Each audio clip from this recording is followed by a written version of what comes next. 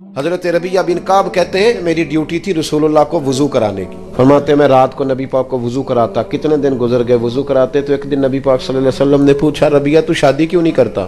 کہتے میں نے کہا یا رسول اللہ میں نہیں چاہتا کہ کوئی کام ایسا کروں جس سے آپ کی خدمت رہ جائے، اور ویسے بھی حضور نہ رنگ روپ ہے، نہ کوئی بڑا قبیلہ ہے، نہ کوئی کاروبار ہے، کون مجھے رشتہ دے گا؟ کہتے ہیں حضور خاموش ہو گئے۔ دوسرے دن پھر وضو کرایا تو نبی پاک علیہ السلام نے فرمایا ربیہ شادی کیوں نہیں کرتے؟ میں نے کہا حضور ایک تو میں خدمت سے نہیں رکنا چاہتا، دوسرا نہ کاروبار، نہ کوئی پیسہ، نہ رنگ روپ، کون رشتہ دے گا؟ کہتے ہیں حضور پھر خاموش ہو گئے۔ جب میں باہر نکلا نا دوسرے دن تو میرے دل میں خیال آیا کہ تو کتنا بیوقوف ہے، حضور کو دلیلیں دیتا ہے۔ جب نبی پاک کہتے ہیں شادی کیوں نہیں کرتا تو تجھے کہنا چاہیے حضور جیسے دل کرتا ہے کر دے۔ فرماتے ہیں تیسرے دن میں ارادہ کر کے آیا کہ جیسے حضور نے کہنا میں نے ویسے ہی کر لینا ہے۔ کہتے ہیں سارا ہی وضو ہو گیا پر نبی پاک نے پوچھا ہی کوئی نہیں، میں پکا پروگرام بنا کے آیا ہوں پر وضو سارا ہی ہو گیا۔ کہتے ہیں وضو مکمل ہو گیا، میں کھڑا ہوں ہلکا پھلکا قدم اٹھاتا ہوں جانے کے لیے پر دل ہے کہ سوال ہو ہی جائے لیکن کوئی نہیں ہوتا۔ فرماتے ہیں جب میں باہر نکلنے لگا نا دروازے کے قریب پہنچا اللہ کے حبیب نے آواز دی، حضور فرمانے لگے ربیہ شادی کیوں نہیں کرتے؟ میں نے کہا یا رسول اللہ جیسے دل کرتا ہے کر دے۔ تو نبی پاک نے فرمایا جا فلانے سردار کے پاس جا، فلانے قبیلے کے فلاں سردار کے پاس، اور اسے کہہ کہ نبی پاک کہتے ہیں اپنی بیٹی کی شادی میرے ساتھ کر دو۔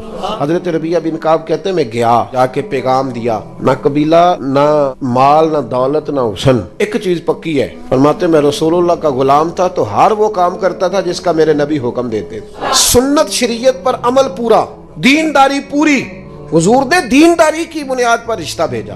حضرت ربیہ بن کعب رضی اللہ تعالیٰ عنہ فرماتے ہیں کہ جب ان کے گھر گیا میں نے کہا حضور نے کہا رشتہ دے دو تو ماں اور باپ بچی کا ایک دوسرے کی طرف دیکھنے لگے، انکار نہیں کیا۔ باپ کہنے لگا حضور سے جا کے عرض کرنا میں شام کو آؤں گا۔ کہتے میں باہر نکلنے لگا تو وہ بیٹی پردے کے پیچھے سے بیٹی بولی، کہنے لگی غلام ٹھہر جا۔ کہتے میں روک گیا تو اپنے ماں باپ سے کہنے لگی ابا جی آپ کو میری فکر ہے نا، اب میری فکر نہ کریں، مجھے میرے نبی کے حوالے کر دیں۔ حضرت ربیہ بن کعب کہتے ہیں انہوں نے رشتہ دے دیا، یہ بھی شادی ہے پر طریقہ وہ جو بندے کو اللہ کا محبوب بنا دے۔ فرماتے ہیں نبی پاک نے حضرت حارثہ بن نعمان کو بلایا تو فرمایا بھی ادھر آ، اس نے اپنی بیوی کو حق مہر دینا تو گٹھلی کے برابر سونے کا بندوبست تو نے کرنا۔ پھر نبی پاک نے حضرت ابوبکر صدیق کو بلایا اور فرمایا اس کی بیوی کے لیے اور اس کے لیے دو جوڑوں کا بندوبست کر دے۔ فرماتے انہوں نے 2 جوڑوں کا بندوبست کیا تو حضور نے حضرت عثمان غنی سے ایک بکری کا بندوبست کر، میرے ربیہ نے شادی کرنی ہے۔ فرماتے ہیں کہ برات ایسے ہی گئی، حضور ساتھ گئے، شادی کر کے میں اسے لے آیا، حضرت عثمان بکری لائے، اسے ذبح کیا، زور کی نماز مسجد نبی میں پڑھی تو حضور نے فرمایا ابھی جتنے نمازی آئے ہو نا چلو آؤ میرے ربیہ کا ولیمہ کھائیں۔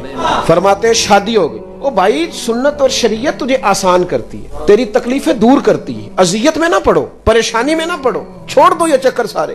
ہم نے مصیبتیں کھڑی کر لی اپنے لیے جو ہماری جان ہی نہیں چھوٹ رہی۔